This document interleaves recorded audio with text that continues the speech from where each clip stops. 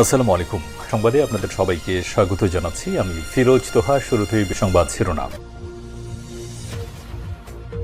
বাংলাদেশের সর্বশেষ গুরুত্বপূর্ণ আপডেট সংবাদে আপনাকে স্বাগত। শুরুতেই সংবাদ শিরোনাম, পরে বিস্তারিত। প্রথমেই জানাবো আমাদের হাতে থাকা সর্বশেষ গুরুত্বপূর্ণ সবথেকে তাজা আপডেট সংবাদ। চট্টগ্রামে পুলিশের এসআইকে কুপিয়ে জখমের ঘটনায় আওয়ামী লীগের ছাত্রলীগ নেতা গ্রেপ্তার। চট্টগ্রামে আওয়ামী লীগের মিছিল থেকে পুলিশের এসআইকে কোপানোর ঘটনায় নিষিদ্ধ ছাত্রলীগের বন্দর থানার সভাপতি মোহাম্মদ কায়ুমকে গ্রেপ্তার করেছে পুলিশ। আজ বন্দর থানার দক্ষিণ মধ্যম হালিশহর এলাকা থেকে তাকে গ্রেপ্তার করা হয়। কায়ুম ওই এলাকার মোহাম্মদ শরীফের ছেলে। এরপর জানাবো, নূরের উপর হামলার দায় নিয়ে স্বরাষ্ট্র উপদেষ্টাকে পদত্যাগ করতে হবে বললেন রাশেদ খান। গণ অধিকার পরিষদের সভাপতি নুরুল হক নূরসহ নেতাকর্মীদের উপর হামলার দায় নিয়ে স্বরাষ্ট্র উপদেষ্টাকে পদত্যাগ করতে হবে বলে মন্তব্য করেছেন দলটির সাধারণ সম্পাদক মোহাম্মদ রাশেদ খান। তিনি বলেন, নুরুল হক নূরসহ নেতাকর্মীদের উপর হামলার বিচার অবশ্যই হতে হবে।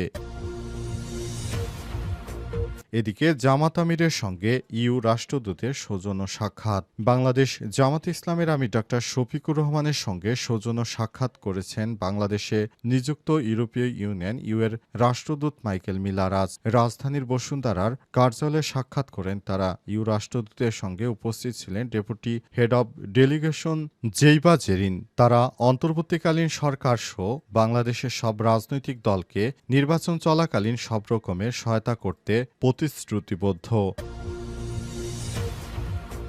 এবারে জানাবো, নির্বাচন হতে হবে, এর কোনো বিকল্প নেই বললেন দুদু। বিএনপির ভাইস চেয়ারম্যান শামসুজ্জামান দুদু বলেছেন, দেশে নির্বাচন বানচালে ষড়যন্ত্র হচ্ছে। সেই ষড়যন্ত্রের উদ্যোক্তা হচ্ছে আওয়ামী লীগ। একটি ভালো নির্বাচন হোক, আওয়ামী লীগ সেটা চায় না। যত বড়ই ষড়যন্ত্র হোক, ফ্যাসিস্টরা যত টাকাই বিনিয়োগ করুক না কেন, নির্বাচন হতে হবে, এর কোনো বিকল্প নেই। এবং সর্বশেষ জানাবো, মন্ত্রীদের জন্য ৬০ গাড়ি অর্থ উপদেষ্টা বন্ধুর প্রতি কতটা কেয়ারিং, অভিযোগ তাসনুভার। আগামী সরকারের মন্ত্রীদের জন্য অগ্রিম ৬০টি গাড়ি কেনার প্রস্তাব দিয়ে সম্মতি দিয়েছেন অর্থ মন্ত্রণালয়। মিৎসুবিশি পাজেরো কিউএক ২৪২৭ সিসি মডেলের প্রতিটি গাড়ির দাম ১,৬৯,০০,০০০ টাকা। এসব গাড়ি কিনতে ব্যয় হবে ১০১,৬১,০০,০০০ টাকা। সরকারের এমন পদক্ষেপের সমালোচনা করেছেন জাতীয় নাগরিক পার্টির যুগ্ম আহ্বায়ক তাসনুভা জাবিন। তিনি নিজের ভেরিফাইড ফেসবুক পেজে একটি পোস্টে জানিয়েছেন, এই অর্থ উপদেষ্টার উদ্দেশ্যে বলছি, তিনি তার বিএনপির বন্ধুদের প্রতি কতটা কেয়ারিং। তিনি বিএনপি ক্ষমতায় আসার আগেই তাদের জন্য গাড়ি কেনার জন্য উঠে পড়ে লেগেছেন। প্রিয় দর্শক, এতক্ষণ শুনছিলেন সংবাদ শিরোনাম, এবারে বিস্তারিত। তবে তার আগে বন্ধুরা, অনুরোধ থাকবে এই সংবাদটিতে একটি লাইক দিন। এই চ্যানেলে আপনি নতুন হয়ে থাকলে আমাদের সংবাদটি দেখতে দেখতে চ্যানেলটি সাবস্ক্রাইব করে রাখুন। কমেন্ট করে বন্ধুরা আপনার মূল্যবান মতামত জানিয়ে দিন আপনি বিশ্বের কোন দেশ থেকে বা বাংলাদেশের কোন স্থান থেকে আমাদের সংবাদটি দেখছেন এবং শুনছেন। আর বন্ধুরা, এই সংবাদটি আপনার সোশ্যাল মিডিয়া ফেসবুকে শেয়ার করে বন্ধুদেরও দেখার সুযোগ করে দিন। এবারে বিস্তারিত। চট্টগ্রামে এসআইকে কুপিয়ে জখমের ঘটনায় ছাত্রলীগ নেতা গ্রেপ্তার। চট্টগ্রামে আওয়ামী লীগের মিছিল থেকে পুলিশের এসআইকে কোপানোর ঘটনায় নিষিদ্ধ ছাত্রলীগ বন্দর থানার সভাপতি মোহাম্মদ কায়ুমকে গ্রেপ্তার করেছে পুলিশ। আজ বন্দর থানার দক্ষিণ মধ্যম হালিশহর এলাকা থেকে তাকে আটক করা হয়। কায়ুম ওই এলাকার মোহাম্মদ শরীফের ছেলে। বন্দর থানার ওসি আফতাব উদ্দিন বলেন, পুলিশের এসআইকে কুপিয়ে জখমের ঘটনায় নিষিদ্ধ ছাত্রলীগের বন্দর থানা সভাপতিকে গ্রেপ্তার করা হয়েছে। তাকে ওই ঘটনায় দায়ের হওয়া মামলায় গ্রেপ্তার দেখে আদালতে পাঠানো হয়েছে। বন্দর থানার ওসি আফতাব উদ্দিন বলেছেন, পুলিশ এর এসআইকে কুপিয়ে জখমের ঘটনায় নিষিদ্ধ ছাত্রলীগের বন্দর থানা সভাপতিকে গ্রেপ্তার করা হয়েছে। তাকে ওই ঘটনায় দায়ের হওয়া মামলায় গ্রেপ্তার দেখে আদালতে পাঠানো হয়েছে। ১১ আগস্ট রাতে নগরের বন্দর থানার ঈশান মিস্ত্রিহাট এলাকায় আওয়ামী লীগের মিছিলের পর অভিযানে নামে এবং হামলার শিকার হয় পুলিশ। বন্দর থানার এসআই আবু সাইদ রানাকে তারা গুরুতরভাবে কুপিয়ে জখম করে। তাকে কুপিয়ে গুরুতরভাবে জখম করার পর হাসপাতালে ভর্তি করা হয়েছে। ভবিষ্যতে কোনো আওয়ামী লীগের সন্ত্রাসী যেন এই ধরনের নাশকতা সৃষ্টি করতে না পারে, সেজন্য পুলিশ প্রশাসনকে আরও সতর্ক থাকার জন্য আহ্বান জানিয়েছে স্বরাষ্ট্র মন্ত্রণালয়। নূরের উপর হামলার দায় নিয়ে স্বরাষ্ট্র উপদেষ্টাকে পদত্যাগ করতে হবে বললেন রাশেদ খান। গণ অধিকার পরিষদের সভাপতি নুরুল হক নূরসহ নেতাকর্মীদের উপর হামলার দায় নিয়ে স্বরাষ্ট্র উপদেষ্টাকে পদত্যাগ করতে হবে বলে মন্তব্য করেছেন দলটির সাধারণ সম্পাদক রাশেদ খান। তিনি বলেছেন, স্বরাষ্ট্র উপদেষ্টা দায়িত্ব গ্রহণের পর আমরা বিভিন্ন সময় লক্ষ্য করেছি তিনি তার দায়িত্ব সঠিকভাবে পালন করতে পারছেন না। সুতরাং তিনি যেহেতু দায়িত্ব পালন করতে পারছেন না, তাই সে কারণে তার অবশ্যই পদত্যাগ করতে হবে। কারণ ফ্যাসিবাদ বিরোধী আন্দোলনের সময় নুরুল হক নূর অনেক সক্রিয় ভূমিকা রেখেছেন। তার মতো একজন নেতাকে এভাবে অন্তর্বর্তীকালীন সরকারের আমলে এভাবে পিটিয়ে জখম করা হয়েছে। তিনি জীবন মৃত্যুর সন্ধিক্ষণে রয়েছে। তার মুখ ও নাক দিয়ে এখনো রক্ত বের হচ্ছে।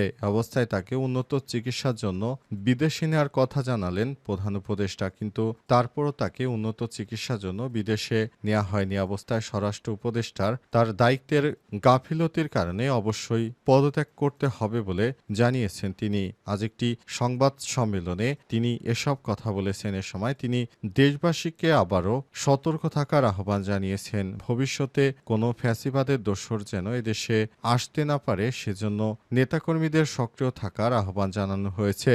নতুন বাংলাদেশ গড়ার জন্য আমাদের একসঙ্গে কাজ করতে হবে, নতুন বাংলাদেশ গড়তে হবে এবং সে অনুযায়ী আমরা আগামীতে নতুন বাংলাদেশ গড়ার জন্য সবাই একসঙ্গে এগিয়ে যাবই মন্তব্য করেছেন তিনি। জামাতের আমিরের সঙ্গে বৈঠক রাষ্ট্রদূতের। বাংলাদেশ জামাত ইসলামের আমির ডাক্তার শফিকুর রহমানের সঙ্গে সৌজন্য সাক্ষাৎ করেছেন বাংলাদেশ এ নিযুক্ত ইউরোপীয় ইউনিয়ন রাষ্ট্রদূত মাইকেল মিলার। আজ রাজধানীর বসুন্ধরায় কার্যালয়ে সাক্ষাৎ করেন তারা।